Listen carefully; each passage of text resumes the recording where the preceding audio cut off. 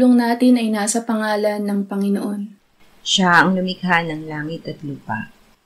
Ating ipahayag ang ating mga kasalanan sa Diyos. Ang ating Diyos ay Diyos na mahabagin at mapagpatawad.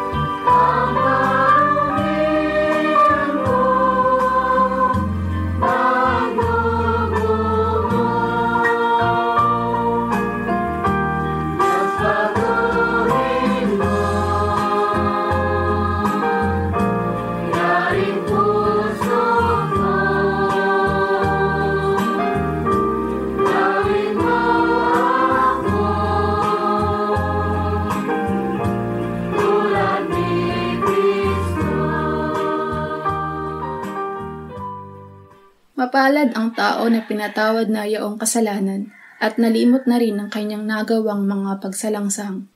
Mapalad ang taong sa harap ng Panginoon ay di na pinararatangan ng kasalanan, dahilan sa siya ay hindi nanlilinlang. Noong hindi ko pa naipahayag yaring kasalanan, sa buong maghapon ako'y nananangis sa matinding lumbay. Sa araw at gabi, bigat ng kamay mo ang nararamdaman. Ano pa't wala nang nalalabi akong lakas sa katawan. Hamog ang kaparis, dagling na tayo sa sikat ng araw. Ako ay lumapit sa iyong harapan at salay inamin. Ang aking nagawang mga pagsalansang di ko inilihim. Pinagpasyahan ko ang lahat ng ito sa iyo'y idaing at aking natamo ang iyong patawad sa sala kong angkin. Mga minamahal, sinasabi sa unang Juan, Kabanata 1, Talata 9, kung ipinapahayag natin ang ating mga kasalanan, maaasahan nating ipatatawad sa atin ng Diyos ang mga ito at lilinisin tayo sa lahat ng ating kasamaan sapagkat siya ay tapat at matuwid. Salamat sa iyo, O Diyos. Pinatunayan mo ang iyong pag-ibig sa amin nang si Kristo ay mamatay para sa amin noong kami mga makasalanan pa.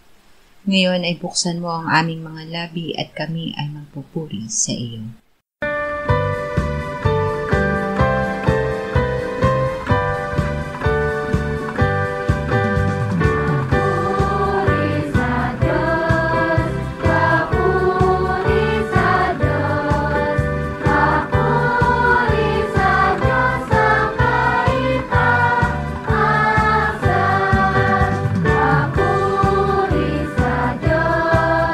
Papuri sa Diyos.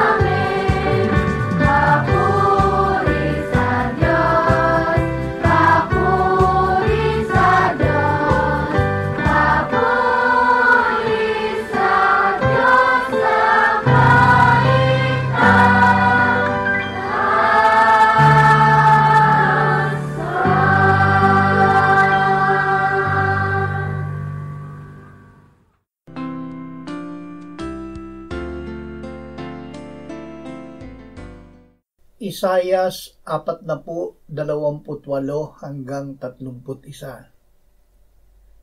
Hindi mo ba nalaman? Hindi mo ba narinig? Ang Panginoon ang walang hanggang Diyos, ang lumikha ng mga dulo ng lupa.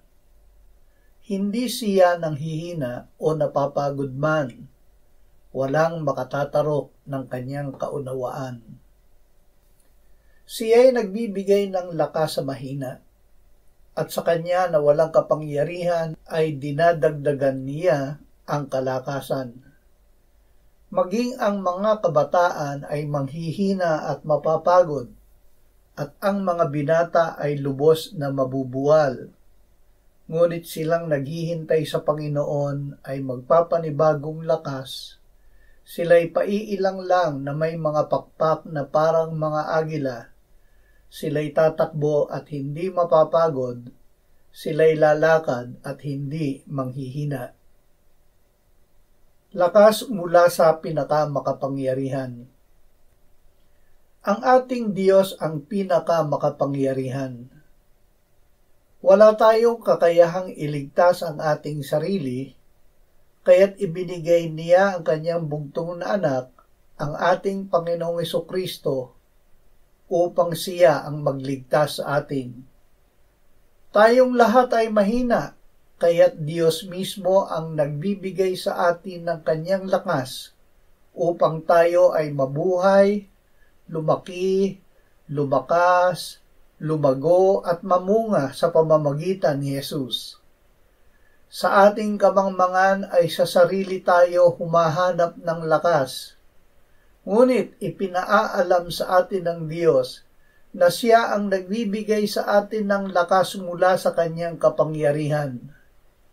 Sa ating pagbabasa, pakikinig, pag-aaral at pagbubulay ng salita ng Diyos, isipin na kasama natin siya at hingin na bigyan niya tayo ng lakas na ating kailangan. Awit 72, 12-15. Ang matuwid ay umuunlad na parang puno ng palma at lumalagong gaya ng sedro sa Lebanon. Sila'y nakatanim sa bahay ng Panginoon, sila'y lumalago sa mga bulwagan ng aming Diyos. Sila'y namumunga pa rin sa katandaan, sila'y laging puno ng dagta at kasariwaan, upang ipakilala na ang Panginoon ay matuwid. Siya'y aking malaking bato at walang kasamaan sa kanya. Ang bugtong na anak ang ibinigay. Hindi lakas lamang ang ibinigay sa atin ng Diyos. Ang ibinigay niya ay ang kanyang anak na muling nabuhay.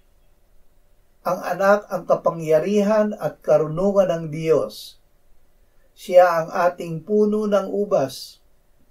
Iniaalok niya ang kanyang sarili sa atin upang ang buhay, kapangyarihan at bunga niya ay dumaloy sa atin. Sinabi niya, "Ako ang tunay na puno ng ubas at ang aking ama ang tagapag-alaga. Kayo'y manatili sa akin at ako'y sa inyo. Gaya ng sanga na hindi magbubunga buhat sa kanyang sarili malibang nakakabit sa puno, gayon din naman kayo, malibang kayo'y manatili sa akin. Ako ang puno ng ubas, kayo ang mga sanga. Ang nananatili sa akin at ako'y sa kanya, ay siyang nagbubunga ng marami. Sapagkat kung kayo'y hiwalay sa akin, ay wala kayong magagawa." 2 Pedro 3:17-18.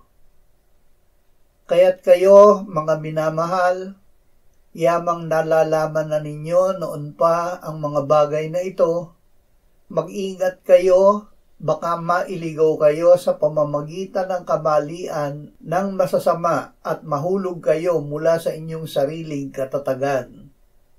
Subalit lumago kayo sa biyaya at sa pagkakilala sa ating Panginoon at tagapagligtas na si Jesucristo. Sumakanya nawa ang kaluwalhatian ngayon at hanggang sa araw ng walang hanggan. Amen. Lumago sa biyaya ng Diyos. Tanging dahil sa biyaya ng Diyos kung kaya't tayo ay naligtas.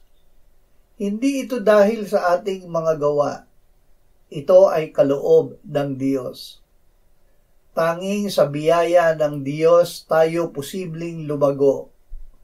Dahil kay Kristo ay nakalapit tayo at gayon ay nakatayo sa biyaya ng Diyos. Ibinibigay sa atin ng Diyos ang tanging paraan ng paglago sa biyaya, ang pananampalataya sa kanyang bugtong na anak. Tayo ay napakong kasama ni Kristo. Hindi na tayo ang nabubuhay, kundi si Kristo ang nabubuhay sa atin. Ang buhay na ikinabubuhay natin sa laman ay maipamumuhay lamang sa pamamagitan ng pananampalataya sa anak ng Diyos na sa atin ay nagbahal at nagbigay ng kanyang sarili dahil sa atin. Siya ngayon ay nananahan sa atin na sumasampalataya sa kanya. Juan 17:1-5. Nang masabi na ni Jesus ang mga bagay na ito, tumingala siya sa langit at sinabi, Ama, dumating na ang oras, luwalhatiin mo ang iyong anak upang luwalhatiin ka ng anak, yamang binigyan mo siya ng otoridad sa lahat ng laman, upang bigyan niya ng buhay na walang hanggan ang lahat ng ibinigay mo sa kanya. At ito ang buhay na walang hanggan, na ikaw ay makilala nila na iisang Diyos na tunay, at si Jesucristo na iyong sinugo. Niluwalhati kita sa lupa sa pagtatapos ko ng gawaing ibinigay mo sa akin. At ngayon, Ama, luwalhatiin mo ako sa iyong harapan ng kaluwalhati ang aking tinaglay sa harapan mo bago nagkaroon ng sanlibutan. Lumago sa pagkakilala sa Diyos. Ibinigay sa atin ng Diyos si Jesus na kanyang anak upang tayo ay bigyan ng buhay na walang hanggan. Ang buhay na walang hanggan ay ang pagkakilala natin sa iisang Diyos na tunay at kay Jesucristo na kanyang isinugo. Ipinakilala ni Jesus ang Ama sa pagpapahayag niya ng kanyang pangalan at salita sa mga taong ibinigay ng Ama sa kanya. Dahil dito ay nalaman nila na ang lahat ng bagay na ibinigay sa kanya ng Ama ay mula sa Ama, kaya't nang siya ay tanggapin nila, ang tinanggap nila ay ang Ama. Ang Ama, ang pinakamakapangyarihang Diyos, ang nagbibigay sa atin ng lakas na kailangan natin. Hindi niya ito ipagkakait sa atin. Lumakas sa grasya ng Diyos. Tayong lahat, matanda o sanggol pa lamang sa pananampalataya, ay mahina. Ngunit hindi tayo dapat manatiling mahina. Ang Diyos sa pamamagitan ng kanyang grasya at salita ay gumagawa upang tayo ay umunlad at lumakas. Iniuutos niya na padaligan natin ito dahil siya ang gumagawa upang mapangyari ito sa atin. Ibinigay niya sa atin ang kanyang maluwalhating mga pangako. Ang mga ito ay kanyang tutuparin. Alam niya ang kalikasan natin. Bilang kanyang mga anak, nilikha niya tayo para lumaki, lumakas at lumago. Isuko nating buo ang ating pagkatao sa Diyos. Hindi mabibigo ang Diyos sa kanyang layunin sa pagbibigay sa atin ng buhay na walang hanggan.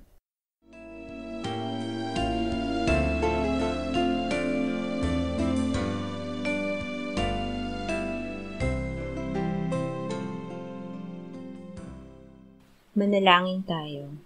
Panginoong Hesus, sinabi mo, malibang kainin ninyo ang laman ng anak ng tao at inumin ang kanyang dugo, kayo ay walang buhay sa inyo. Ang sino mang kumakain ng aking laman at umiinom ng aking dugo, ay may buhay na walang hanggan. At akin siyang muling bubuhayin sa huling araw. Sapagkat ang aking laman ay tunay na pagkain, at ang aking dugo ay tunay na inumin. Siya na kumakain ng aking laman at umiinom ng aking dugo, ay nananahan sa akin at ako sa kanya. Kung paanong buhay ang Ama na nagsugo sa akin, at ako ay nabubuhay sa pamamagitan ng Ama, gayon din siya na kumakain sa akin. Siya man ay mabubuhay sa pamamagitan ko. Panginoong Hesus, aming tagapagligtas, tinatanggap ka namin sa oras na ito bilang aming tinapay ng buhay. Tinatanggap namin ang iyong katawan na ipinako sa krus, namatay, inilibing, pinuhay na muli at iniakyat ng Ama sa kanyang kanan sa langit bilang aming tunay na pagkain. Tinatanggap namin ang iyong dugo na nabuhos sa ikapagpapatawad ng aming kasalanan bilang aming tunay na inumin. Manahan at mabuhay ka sa amin upang kami ay mamuhay sa pamamagitan mo kung paanong ikaw ay namuhay sa pamamagitan ng Ama. Salamat, Ama, sapagkat dahil kay Kristo, kami ngayon ay nakapamumuhay, kasama mo kaisa ng Espiritu Santo.